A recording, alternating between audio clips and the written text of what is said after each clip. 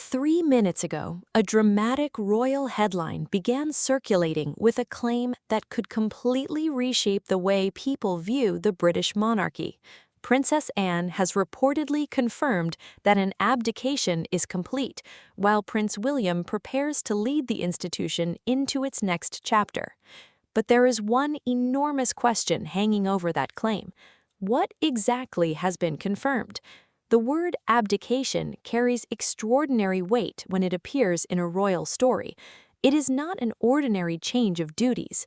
It suggests that the reigning monarch has formally stepped away from the crown, opening the door to the next stage of the succession. And if such a development were officially confirmed, the consequences would reach far beyond one member of the royal family. It would affect the entire structure of royal duties. It would immediately place enormous attention on William, and it would transform the meaning of every public appearance made by the senior members of the family. But the information provided for this story does not include an official abdication announcement, a formal palace statement, a legal instrument, or a direct quotation from Princess Anne confirming that an abdication has been completed. That distinction is critical. The headline is dramatic, the claim is enormous, but the confirmed information available here does not establish that the British monarch has actually abdicated. And that is precisely where the mystery begins. Why would Princess Anne be at the center of such a claim? Why would William suddenly be described as preparing to lead the monarchy? And what would an actual transition of the crown mean for the royal family? To understand why this headline has generated such intense attention, we have to look at the unique position Princess Anne occupies within the institution. The Princess Royal is one of the most experienced working members of the British royal family. For decades, she has carried out public duties, represented the monarchy, and maintained a reputation for a particularly direct and disciplined approach to royal service. That history matters. When a member of the royal family with that level of experience becomes associated with a major constitutional story, people naturally pay attention. But experience is not the same thing as constitutional authority. Princess Anne does not personally decide who becomes monarch. The succession is governed by constitutional and legal arrangements, not by a private announcement from one member of the family. That means any claim that Anne has confirmed an abdication would require much more than a dramatic headline. It would require authoritative evidence, and without that evidence, the story remains a claim rather than an established royal transition. But that does not make the wider question uninteresting. Quite the opposite, because the possibility of a future transition raises one of the biggest questions facing the monarchy in the modern era. How prepared is Prince William to lead? William has spent virtually his entire adult life under the shadow of the crown. From the moment he was born, his place in the line of succession was clear. He was raised knowing that one day his responsibilities could become significantly greater. But becoming an heir and becoming a monarch are not the same experience. The heir operates beside the reigning sovereign. The monarch stands at the center of the constitutional institution. The difference is enormous. The monarch carries responsibilities that cannot simply be delegated away. The monarch becomes the symbolic focus of the nation and the crown.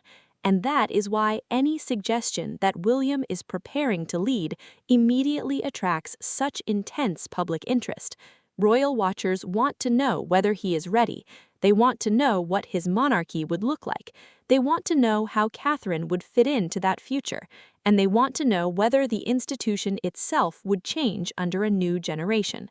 But that was only the beginning. The word complete in the headline is perhaps the most important word of all. An abdication, if it actually occurred, would not be a vague transition. It would represent a fundamental change in the status of the reigning monarch. That is why claims surrounding abdication must be treated differently from ordinary royal rumors. There is no room for assuming that a change in public appearances, a temporary reduction in duties, or speculation about the king's future automatically equals abdication. Those things are not the same. And yet, royal history has shown why the public remains fascinated by the possibility. The most famous modern example is the abdication of King Edward VIII in 1936. His decision to give up the throne transformed the monarchy and brought his younger brother, Albert, to the throne as King George VI. That event remains one of the most dramatic moments in modern British royal history. It also demonstrates how significant the word abdication really is. It is not merely a change of schedule, it is a constitutional turning point. That historical context makes today's claim even more striking. If a reigning monarch were to abdicate, the monarchy would immediately enter a new era, and William, as the heir, would become the central figure in that transition. But history also tells us something else. Royal transitions are rarely as simple as they appear in headlines. There are constitutional procedures, there are parliamentary considerations, there are formal declarations and legal mechanisms, there are questions surrounding the king's official status, and there is the practical matter of reorganizing the entire machinery of royal life. That is why the suggestion that an abdication is already complete would be an extraordinary claim. It would demand extraordinary confirmation. So, where does Princess Anne fit into this? The answer is more complicated than the headline suggests. Anne has a unique place within the family because she has witnessed enormous changes in the monarchy. She was born during the reign of her grandfather, King George VI. She grew up during the reign of Queen Elizabeth II. She served throughout her mother's long reign, and she now occupies a prominent role during the reign of King Charles. Few members of the family have such a long perspective on the institution. That makes her presence in any discussion about the monarchy's future symbolically powerful. But symbolism should not be confused with formal authority. The royal family can influence public perception. It cannot simply rewrite the constitutional order through a private conversation. And this is where the story takes an unexpected turn. The real question may not be whether Anne has personally announced an abdication. The real question may be why the public is so ready to believe that William's moment is approaching. For years, William has been presented as the future of the monarchy. The phrase future king has followed him throughout his life. Now, as he grows older and takes on increasingly prominent responsibilities, the distance between his current role and his eventual reign naturally becomes smaller. That does not mean the crown has changed hands. It means the future king is becoming more visible, and that distinction is essential. William can prepare for the monarchy without actually becoming monarch. He can take on responsibilities without replacing the king. He can represent continuity without a formal transition. That is how constitutional monarchies are designed to operate. The heir prepares while the monarch reigns. But whenever questions arise around the king's health, age, or future responsibilities, the public naturally looks toward the heir. That is where the emotional tension comes from. People see William and begin thinking about what comes next. They see Catherine beside him and begin imagining the next generation of the monarchy. They see Princess Anne and remember the decades of royal service behind the institution. And suddenly, one headline seems to connect the past, present, and future. But behind the scenes, another question is already unfolding. What would William's monarchy actually look like? That question has fascinated royal watchers for years. A William-led monarchy would inevitably represent a generational shift. His life has been shaped by a very different world from that of his grandmother and father. He belongs to a generation that grew up under extraordinary media scrutiny. He has experienced the transformation of the monarchy from traditional broadcast-era institution to a global, instantly connected organization. His public image has developed in an environment where every photograph, statement, and appearance can be examined within seconds. Catherine's role would also become even more significant. Together, they have become closely associated with the monarchy's future. Their public partnership has helped create an image of continuity between the current generation and the one that follows. So when a headline says William is preparing to lead, it taps directly into a narrative that has existed for years. But preparation is not succession, and succession is not abdication. Those three concepts must be kept separate. An heir can prepare, a monarch can continue to reign, and an abdication can only occur through a formal process. Without confirmation of that process, the headline should not be treated as proof that the crown has already changed hands. What happened next, however, is what makes the story so compelling. Once the idea of an abdication enters the public conversation, people begin looking backward as well as forward. They revisit previous royal crises, they reconsider old statements, they analyze appearances. They ask whether certain responsibilities have quietly shifted. They look for signs that William is becoming more prominent, and they examine Princess Anne's public role for possible clues. But this is where speculation can become dangerous to accuracy. A busy schedule is not proof of a constitutional transition. A family appearance is not proof of a secret agreement. A change in responsibilities is not automatically evidence of abdication, and the absence of an announcement is not proof that one is being hidden. The monarchy operates through formal constitutional arrangements. Those arrangements matter precisely because they prevent the crown from changing hands based on rumor. That is why an actual abdication would be impossible to treat as just another piece of celebrity news. It would become a major national event. The public would expect clear confirmation. The government and parliament would have a role in the constitutional process. The royal family would have to acknowledge the change, and the new monarch's position would be unmistakable. That is the standard against which the current claim must be measured. So while the headline may suggest that Anne has confirmed an abdication, the source information available here does not provide that confirmation. Instead, it gives us a dramatic scenario. A scenario in which Princess Anne is reportedly connected to an announcement, while William is portrayed as preparing for leadership. And that scenario raises a much larger question about the future of the crown.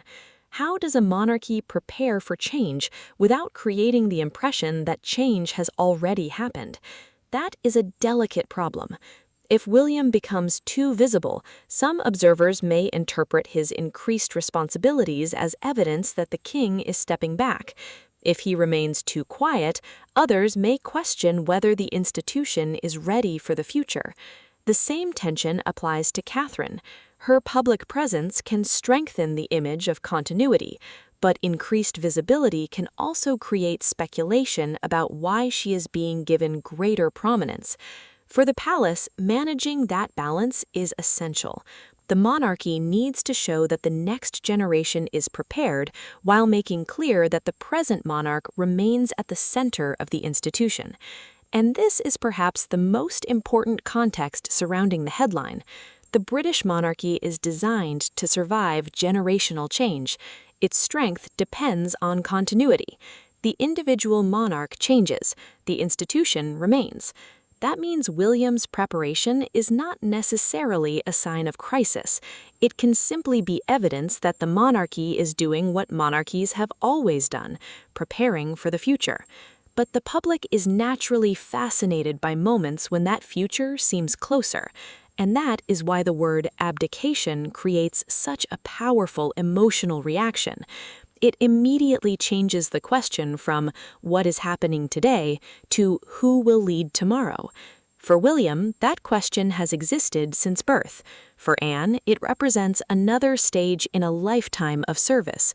For Charles, it would represent the most significant possible change to his position as sovereign. And for Britain, it would represent a historic constitutional moment. Yet none of those consequences should be assumed without confirmation. The detail that followed is what caught royal watchers completely off guard.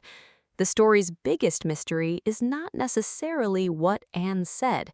It is whether there is actually an official development behind the headline at all.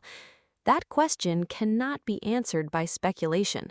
It requires evidence. And until that evidence emerges, the most responsible interpretation is that the claim remains unconfirmed. But that does not mean viewers should ignore the wider significance. William's preparation for the future is real in the broadest sense. He is the heir. He has been preparing for royal leadership for decades. His public responsibilities matter. His relationship with Catherine matters, and his place within the succession is central to the future of the monarchy. That future will eventually arrive.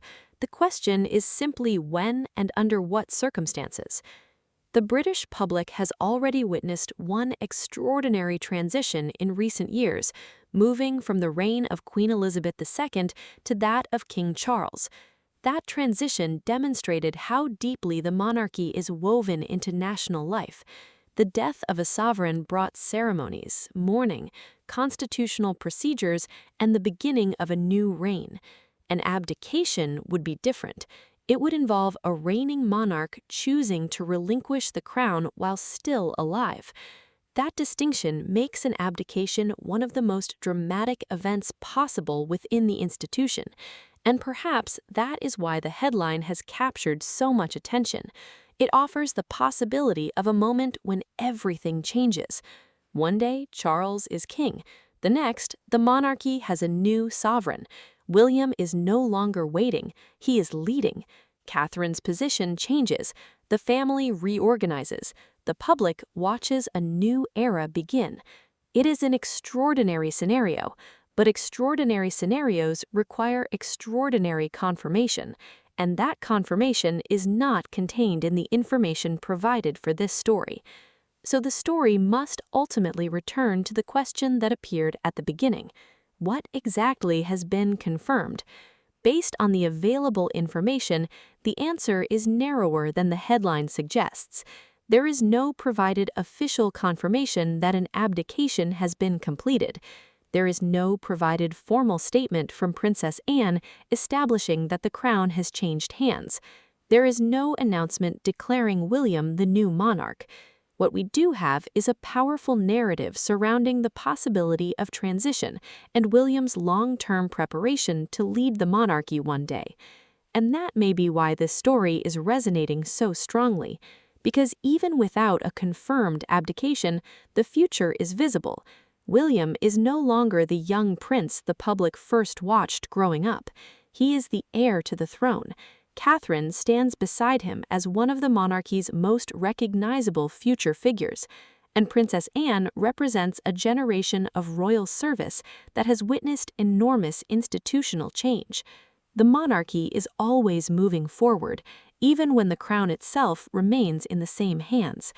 That is the quiet reality beneath the dramatic headlines. The future is being prepared before it arrives. And when it finally does arrive, the public may look back and realize that the transition was being shaped long before the official moment. But there is one final question. If an actual abdication were ever announced, would William be ready? Everything about his position suggests preparation is precisely what the role of heir demands, but readiness is not the same thing as expectation. The timing of a succession cannot simply be predicted from rumors, and no dramatic headline can replace the formal constitutional process that would be required for the crown to change hands. So for now, the biggest mystery remains unresolved. Princess Anne's alleged confirmation has not been established by the information provided here. William's future role, however, is not a mystery. He is the heir. He is preparing, and one day, under the constitutional rules governing the monarchy, he is expected to become king. The real question is whether today's dramatic claim will eventually be remembered as a genuine warning of a major royal transition, or simply as another example of how quickly speculation can turn the monarchy's future into breaking news. Because when it comes to the British crown, there is one thing history has repeatedly shown: the moment of transition may be impossible to predict, but when it comes, the entire world will know.